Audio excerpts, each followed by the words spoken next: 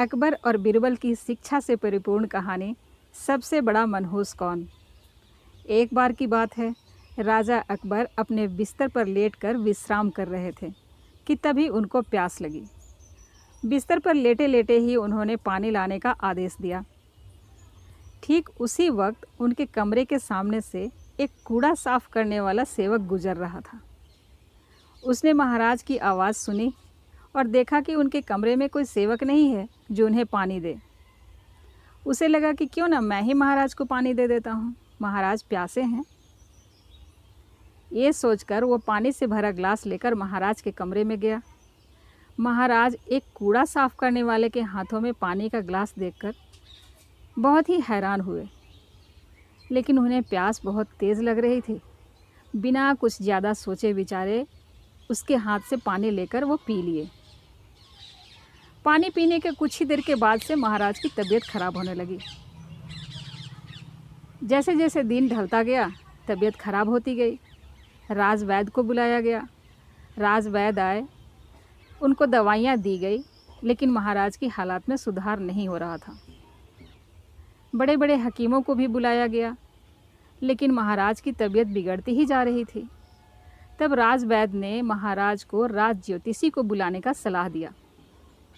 राजवैद्य की बात का मान रखते हुए बादशाह अकबर ने राज ज्योतिषी को बुलवाया।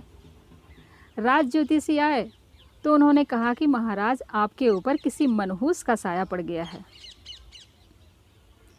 ये सुनते ही राजा अकबर को याद आया कि आज सुबह उन्होंने उस कूड़ा साफ करने वाले सेवक के हाथों का पानी पिया था।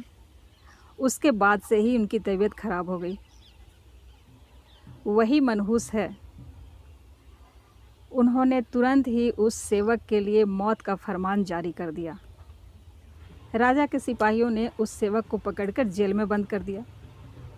ये खबर जब बीरबल तक पहुंची, तब बीरबल ने सोचा कि पानी पिलाने वाले को मौत की सज़ा, ये तो बहुत ही गलत है। बीरबल तुरंत जाकर उस सेवक से मिले, पूरा हाल सुना। उसके बाद उन्होंने कहा कि देखो, तुम चिंता मत करो, मैं कोई न कोई तरकीब निकाल कर तुम्हें बचा लूँगा।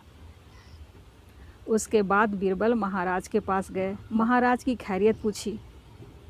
महाराज ने बताया कि देखो बीरबल, आज मैंने उस मनहूस के हाथ का पानी पिया और मेरी तबीयत खराब हो गई। वही बड़ा मनहूस है। ये सुनकर बीरबल को हंसी आ गई। महाराज को बीरबल पर गुस्सा आया। बीरबल, तुम मेरी बीमारी का मजाक उड़ा रहे हो। बीरबल ने कहा, नहीं नहीं महाराज, मैं तो ये सोच रहा हूँ कि उससे भी बड़ा मनहूस यदि मैं आपके सामने ला दूँ तो क्या आप उस नौकर की सज़ा माफ़ कर देंगे। महाराज ने कहा कि हाँ, उससे भी बड़ा मनहूस कौन है। ठीक है, यदि तुम कहते हो तो उससे भी बड़ा मनहूस मेरे सामने ला दो, मैं उसकी सज़ा माफ़ कर दूँगा। ये सुनकर बीरबल तपाक से बोल उठे, महाराज, उससे भी बड़ा मनहूस तो आप हैं। आपने उसके हाथ का पानी पिया और आपको लग रहा है कि उसके हाथ का पानी पीने की वजह से ही आपकी तबीयत खराब हो गई।